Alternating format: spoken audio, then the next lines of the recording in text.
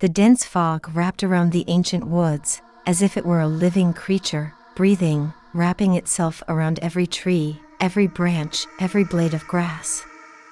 The cold night air bit into the skin, causing every breath to come out in visible clouds of vapor.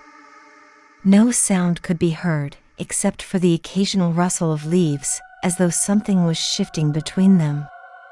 The forest had been silent for hours, or maybe even longer, as if it had swallowed every other noise in its dark depths. The towering trees stretched high into the sky, their gnarled limbs twisting like monstrous hands, casting long, twisted shadows across the forest floor. The path ahead was narrow, barely visible, swallowed by the darkness and the mist that seemed to grow thicker with every step taken. Daniel's footsteps were the only sound that pierced the silence, his shoes crunching on the damp leaves, though the crunching felt too loud, too intrusive. He felt his pulse quicken, his breath becoming shallow as he continued to walk deeper into the forest, his flashlight cutting through the fog in a shaky beam. He wasn't supposed to be here. He knew that. But the stories, the old tales about these woods, about the strange things that happened here, about people who had gone missing, never to return, had always intrigued him. He had grown up hearing them, stories whispered around campfires, told by the old men in the village, tales about how the woods were cursed, how the spirits of the dead lingered here, and how anyone foolish enough to wander too far would be claimed by the forest itself. Most of the town had forgotten, dismissing it as mere superstition. But Daniel, the skeptical journalist, the one who loved uncovering the truth, refused to believe it. Now, standing in the middle of the forest, with the fog swirling around him, it was hard to deny the sense of dread that was creeping over him. His camera, dangling from his neck, felt heavier than ever.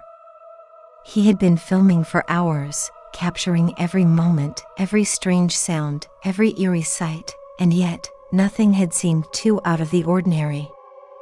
But the air, it felt different now, thicker, colder, like the very woods were alive, watching him, waiting for something. A sudden chill ran down his spine. He stopped dead in his tracks. The temperature had dropped sharply, and the fog seemed to close in around him, suffocating, as though the forest was trying to trap him. He strained his eyes, trying to see beyond the beam of his flashlight, but all he saw was darkness, empty, oppressive darkness. The shadows around him seemed to stretch and shift, forming shapes that danced just outside the reach of the light. And then, he heard it. A low, guttural growl, echoing through the trees, sending a wave of terror rushing through him. The sound wasn't human.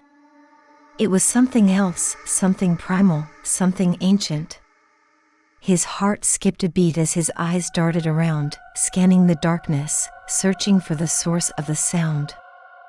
There, in the distance, something moved, a dark figure, its outline barely visible against the thick fog. It was watching him.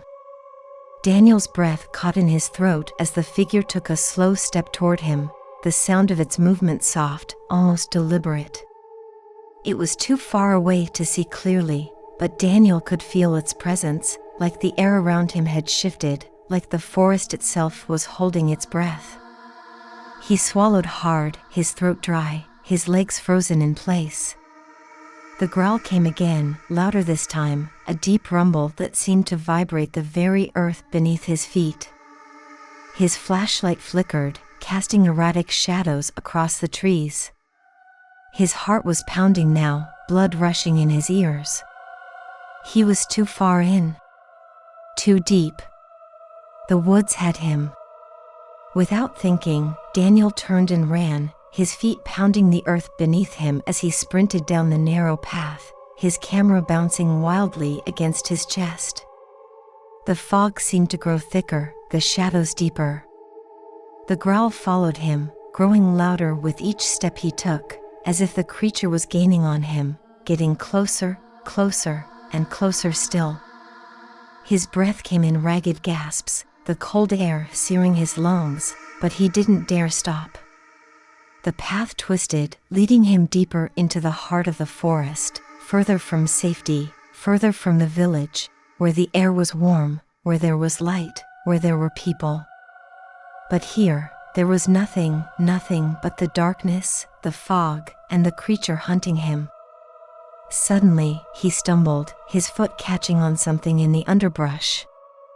He fell hard, his body slamming into the cold, wet earth. His camera flew from his neck, landing just out of reach. The fog closed in around him, thick and suffocating, as the growl grew louder, closer. Daniel pushed himself up, his body trembling, but the moment he stood, he realized the truth: he wasn't alone. In the fog, just beyond the reach of his trembling flashlight, he saw the eyes. Two pale, glowing orbs staring back at him from the darkness. He froze, his breath catching in his throat, his heartbeat pounding in his chest. The creature was here, and it was hungry. The sound of cracking branches filled the air as the creature moved toward him. Each step was slow, deliberate, as if it were savoring his fear, enjoying the way his heart raced. Daniel couldn't move, couldn't think, as the figure stepped into the light. Its form was monstrous, hulking, covered in matted fur, with long, jagged claws that scraped against the forest floor. Its eyes were unblinking, locked onto Daniel, and he could feel the weight of its gaze, burning into him, suffocating him. The growl came again, louder now, and Daniel's legs finally gave out beneath him. He collapsed to the ground, his back against a tree, the creature's heavy breathing echoing in his ears.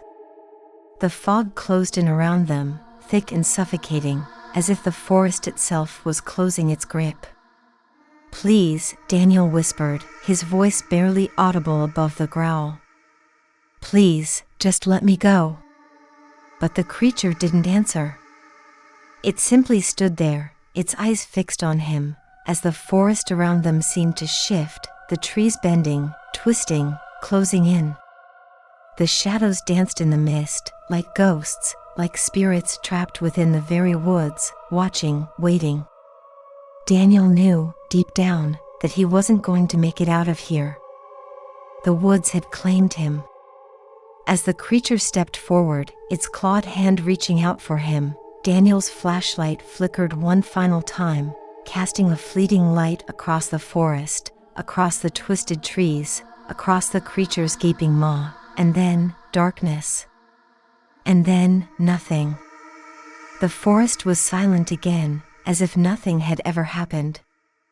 The fog thickened and swallowed the last traces of light, leaving the woods in their eternal darkness.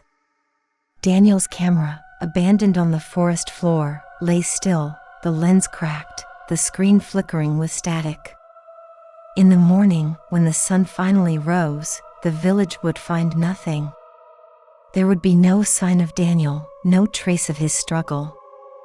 The woods would remain as they always had, silent, ancient, and waiting for the next fool to wander too far into their depths. The forest had claimed another victim, and it would wait for the next one to come. The woods never forget. And they never let go.